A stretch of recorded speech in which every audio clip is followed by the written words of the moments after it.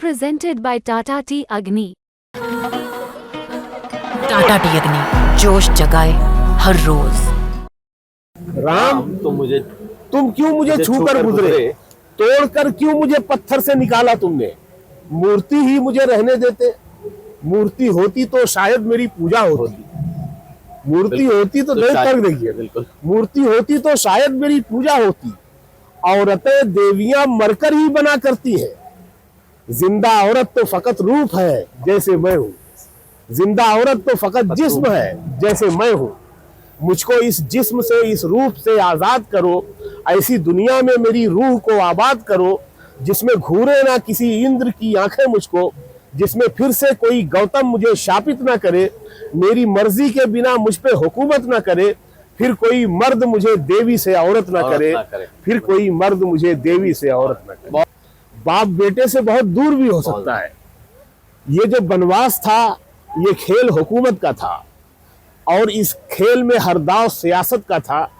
मुल्क जल जाते हैं कितने ही सियासत के लिए, कत्ल हो जाते हैं अपनों के हुकूमत के लिए। घर से जंगल को चले राम जो दुनिया को समेट, उर्मिला को भी चढ़ाया गया बनवास की भेंट। सिर्फ पत्नी ही नहीं खुद को भी कुर्बान किया, छोटे लक्ष्मण ने बड़े राम पे एहसान किया। बहुत बढ़िया, बहुत शुक्रिया। एक चिंगारी बिना भड़के हुई राख में राख, उसके अश्कों से ना भीगी को कभी इतिहास की आंख। बहुत जबरदस्त। ऐसी खामोशी जो आवाज ना बनने पाई, वो थी एक राज जो हमराज ना बनने पाई। ऐसी खामोशी जो आवाज ना बनने पाई, वो थी एक राज जो हमराज ना बनने पाई।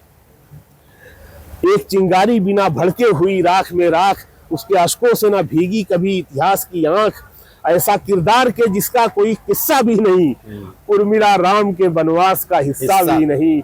उर्मिला राम के बनवास का हिस्सा भी नहीं। बहुत नमस्कार, स्वागत है आपका यूपी तक पर। मैं हूं कुमार अभिषेक और आज हमारे साथ खास मेहमान हैं शकील आजमी। जी हाँ, शायर हैं, इन्होंने नज़में लिखी हैं, गीत लिखे हैं और इस वक्त के बड़े शायरों में शुमार हैं।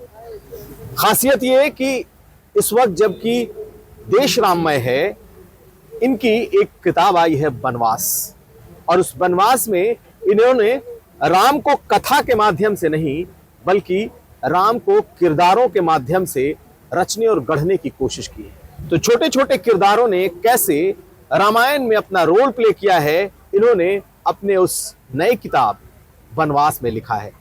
इनके कई कह सकते हैं जो पंक्तियां हैं वो बेहद मशहूर हो रही हैं, और खासकर उर्मिला के बारे में। जी हाँ, लक्ष्मण की पत्नी उर्मिला, जिसके साथ कहते हैं कि इतिहास ने कभी न्याय नहीं किया। जिन्होंने राम का चरित्र लिखा या गढ़ा, उन्होंने भी उर्मिला के साथ न्याय नहीं किया। लेकिन उर्मिला पर कई साहित्यकारों ने लिखा है। शकील आजमी साहब ने अपने अंदाज में उर्मिला को लिखा है। अब हम इनसे ही सुनेंगे, इनसे ही समझेंगे। सर, स्वागत है। मैंने बहुत लंबा चौड़ा इंट्रोडक्शन दे दिया अभिषेक भाई। लेकिन चूंकि आपने जिस किरदार को रचा है वो इस पूरे शोर में गुम है। मैं ये कह रहा हूँ कि जब पूरा देश राममय है, राम, लक्ष्मण, सीता, इनका राम दरबार भी सजेगा, लेकिन वो उर्मिला जो 14 वर्षों तक जिसने सब कुछ सहा, वो अभी भी गुम है। आपने लिखा है। तो मैं जरूर चाहूंगा कि आपने जो लिखा है वो बताइए, और कुछ आप जो कहना चाहते हैं वो भी। अभिषेक भाई, बिल्कुल आप ठीक कह रहे हैं। राम कथा जो है, जाहिर है वो राम की कथा है, और राम जी सबसे बड़े नायक हैं उस कथा के। लेकिन जो उसमें मुख्तलिफ किरदार हैं, जो उसमें अलग अलग कैरेक्टर्स हैं, उन सब की भी अपनी अहमियत है, और सबके अपने अपने काम हैं।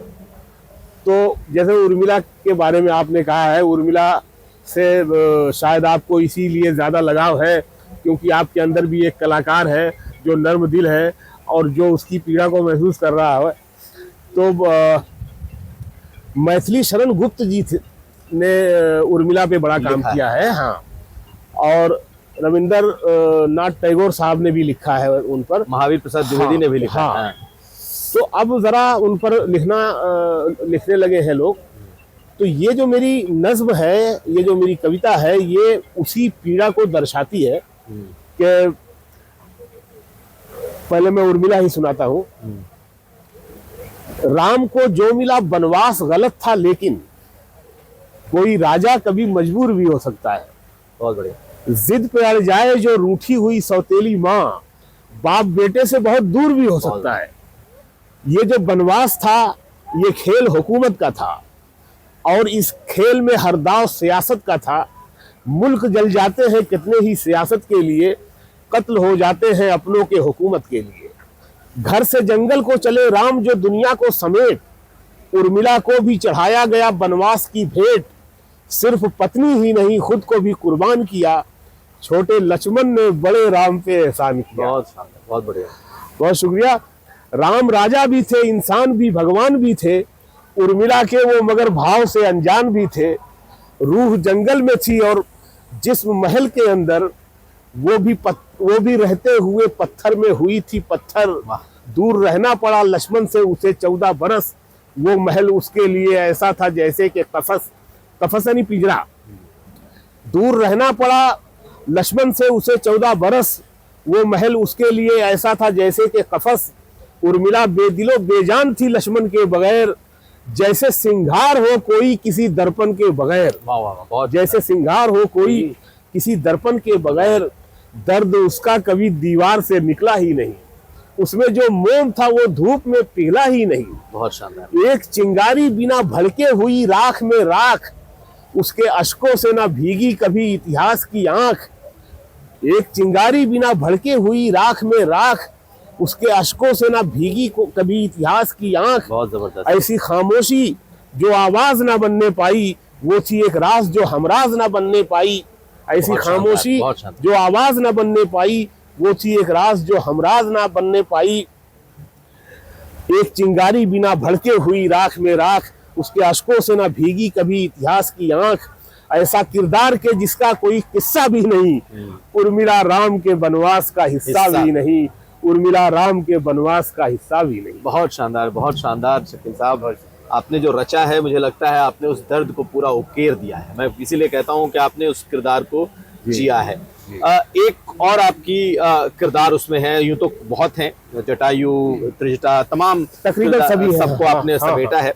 लेकिन अहिल्या, अहिल्या पर भी आपने लिखा है, जो मैं आपकी उस किताब को देख रहा था, और उसमें जो अहिल्या का जिक्र आपने जिस तरीके से किया है वो अपने आप में उसका अंदाज भी बहुत अच्छा है। तो मुझे लगता है कि एक बार जो अहिल्या रचा है आपने, अगर आप उसे सुना सकते। अहिल्या की पीड़ा भी बहुत बड़ी है, बहुत बड़ी इन मानों में है कि एक औरत है, एक इंसान है जिसको एक गलत सोच के नाते खुद अपने पति ने शापित कर दिया है और वो पत्थर की मूर्ति में बदल गई है।